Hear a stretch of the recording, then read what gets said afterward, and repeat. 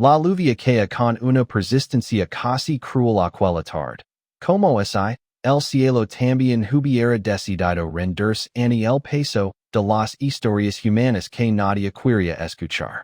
En la acera desgastada frente a una pequeña farmacia iluminada por luces blancas y frías, una mujer sostenía a su hijo en brazos mientras intentaba protegerlo con su propio cuerpo. Su ropa estaba empapada, su cabello pegado al rostro, y sus ojos cargaban un cansancio que no se podía fingir. Se llamaba Valeria, y la vida no había sido amable con ella desde hacía mucho tiempo. El niño, Mateo, apenas tenía 5 años. Su respiración era irregular, y cada pequeño quejido que salía de su pecho parecía atravesar el corazón de su madre como una aguja. Valeria lavaba horas recorriendo la ciudad, tocando puertas, buscando ayuda, esperando que alguien tuviera la compasión suficiente para escucharla.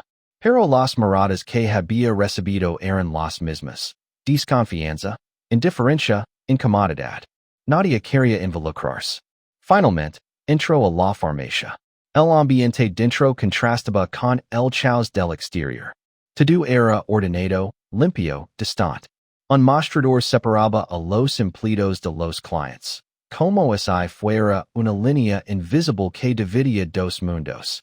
El de quienes podían pagar, y el de quienes no.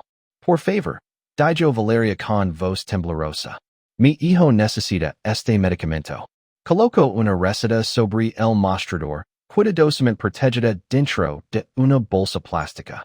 El farmacéutico la observó, revisó el papel, luego miró a la mujer de arriba abajo. Son medicamentos caros, respondió con tono seco. ¿Tien dinero? Valeria bajó la mirada. Su silencio fue suficiente respuesta.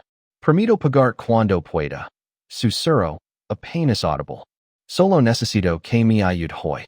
El hombre negó con la cabeza. No era la primera vez que escuchaba algo así, y probablemente no sería la última. Para él, aquello no era una historia, era una rutina. Lo siento, señora. No podemos fiar medicamentos.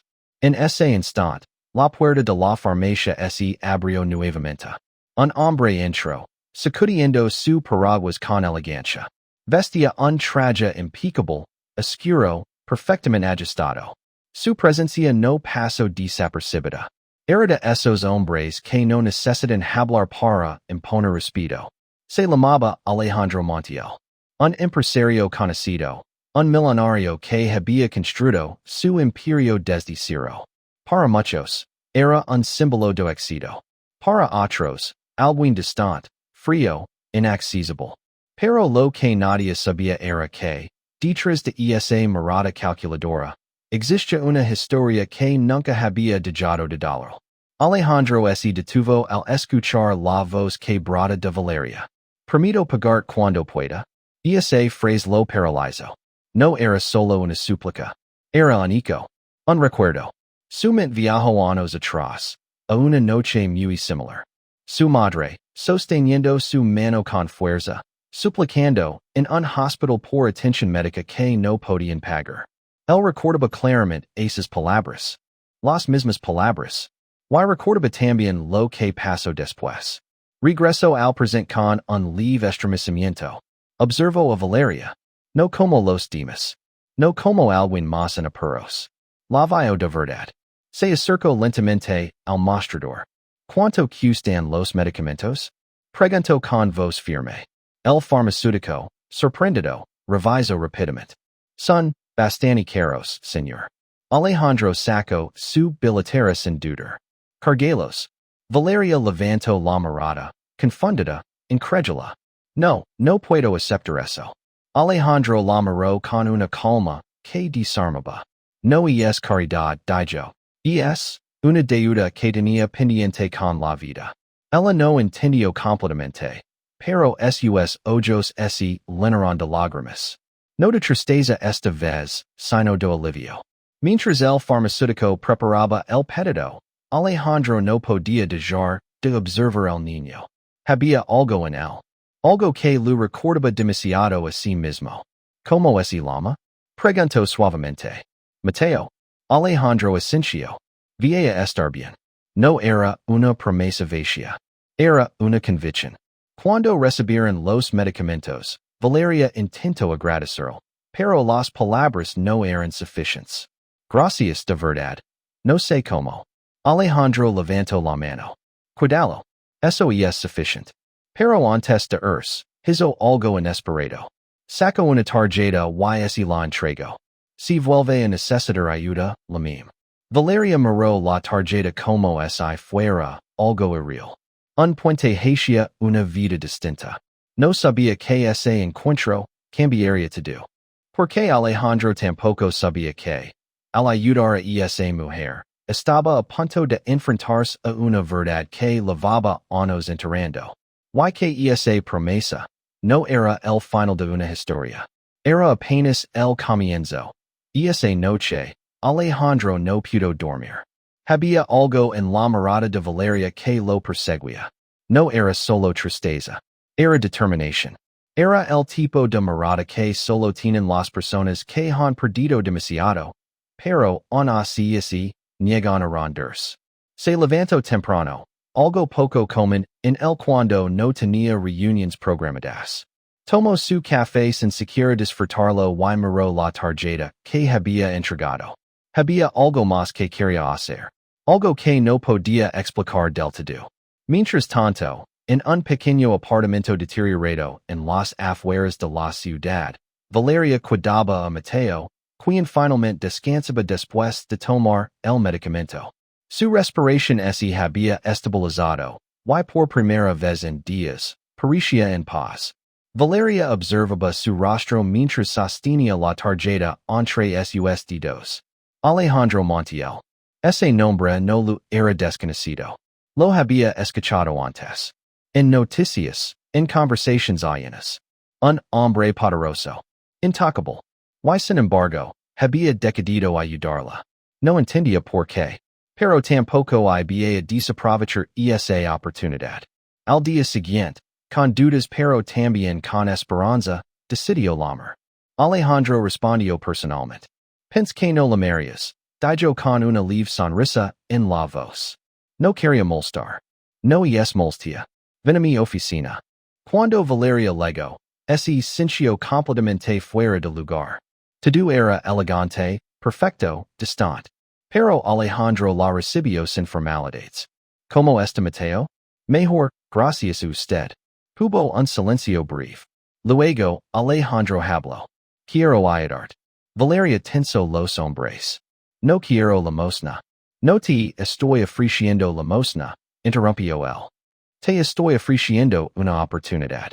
Lo explicó que tenía una fundación poco conocida. No era pública. No buscaba reconocimiento.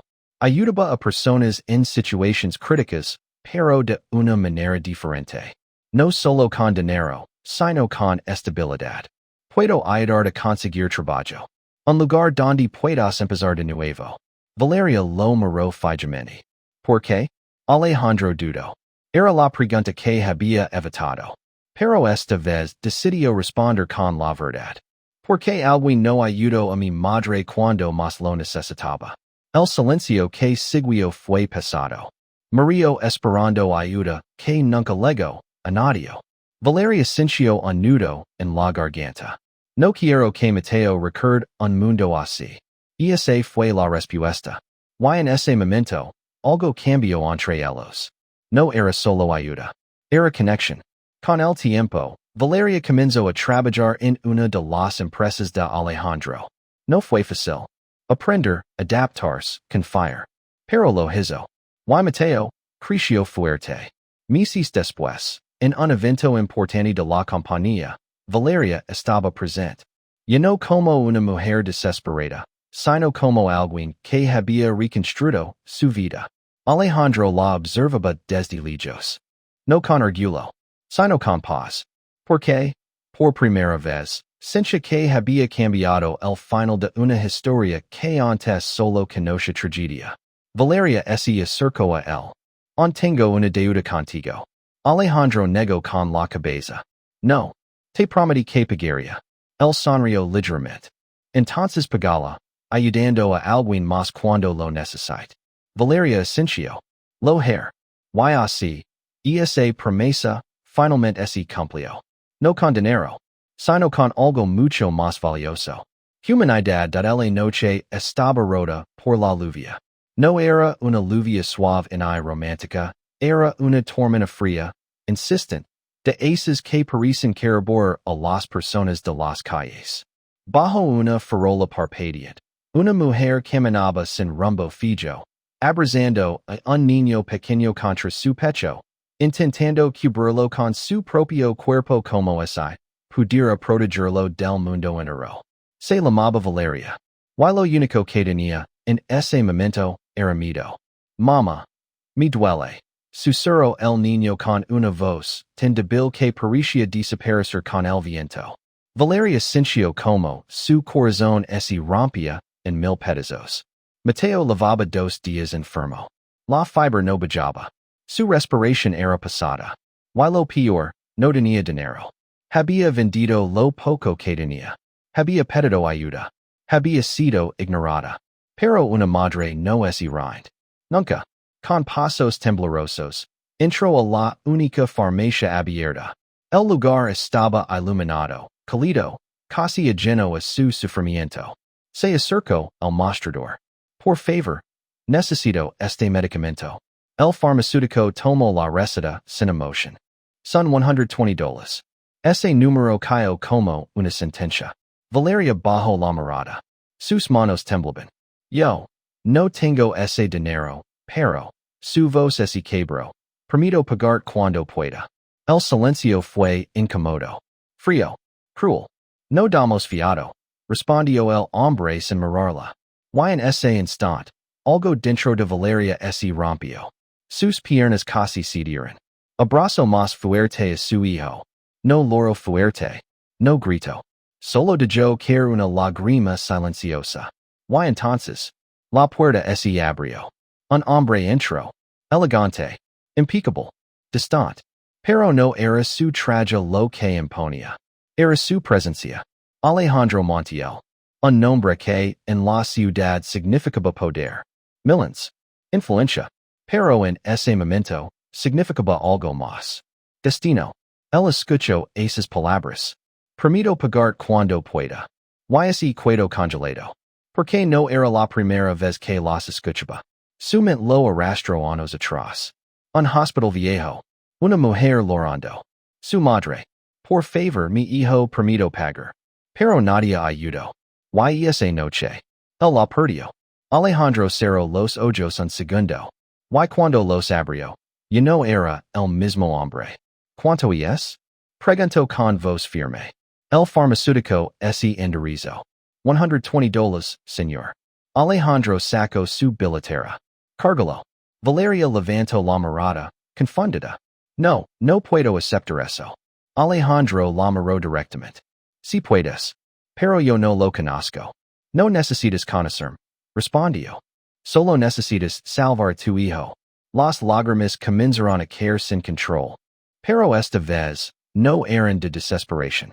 Eran de alivio. Mientras lo entregaban el medicamento, Alejandro no apartaba la mirada del niño. Había algo en él. Algo que dolía. Algo que recordaba. ¿Cómo es el llama? Preguntó. Mateo. Alejandro asintió lentamente. Vía estar bien. No era una frase. Era una promesa. Antes de irse, Alejandro sacó una tarjeta. Se la entregó.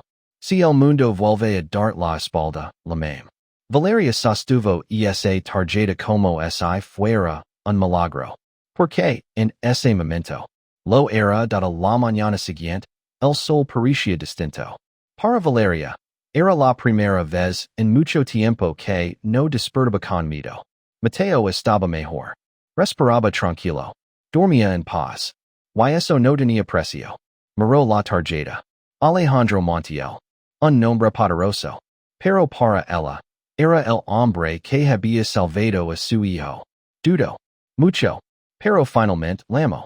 Pensé que no la amarías. Dijo la voz al otro lado. No quería molestar. No estás molestando. Ven hoy. Horas después. Valeria intro en un edificio que parecía de otro mundo. Todo era perfecto. Todo era distante. Excepto Alejandro. ¿Cómo está Mateo? Mejor gracias a usted. Hubo un silencio. ¿Y entonces? Alejandro habló. Quiero ayudarte. Valeria ese tenso. No quiero caridad. No es caridad. Respondió con firmeza. Es una oportunidad. Lo ofreció trabajo. Estabilidad. Un nuevo comienzo. Pero Valeria hizo la pregunta que lo cambió todo. ¿Por qué yo? Alejandro guardó silencio. Luego respondió. Porque nadie ayudó a mi madre. El air ese volvió pesado. Murió esperando. Anadio. Yo no puedo hacer nada. Valeria sintió un nudo en la garganta. No quiero que tu hijo viva ese mismo recuerdo. En ese momento. Ella entendió. Esto no era dinero. Era redención. El tiempo pasó. Valeria trabajó duro. Aprendió. Creció. Se convirtió en alguien fuerte. Y Mateo. Se convirtió en un niño feliz. Meses después, en un elegante evento empresarial, Valeria estaba allí. Pero ya no como alguien rota, sino como alguien reconstruida. Alejandro la observaba desde lejos. En silencio. Con paz. Valeria se acercó. Tengo una deuda contigo. Alejandro sonrió. Sí, la tienes. Ella bajó la mirada. Dime cómo pagarla. Alejandro respondió con una frase que lo cambió todo. Cuando veas a alguien caer, no mires hacia otro lado. Valeria asintió, con lágrimas en los ojos. Lo prometo. Y así, la promesa se cumplió. No con dinero, sino con humanidad. Años después, Valeria ayudaba a otras madres, a otros niños, a otras historias como la suya. Y cada vez que alguien decía, Prometo Pagarte Cuando Pueda. Ella sonrió y respondía, no tienes que pagarme a mí. Solo prometele al mundo que harás lo mismo por alguien más.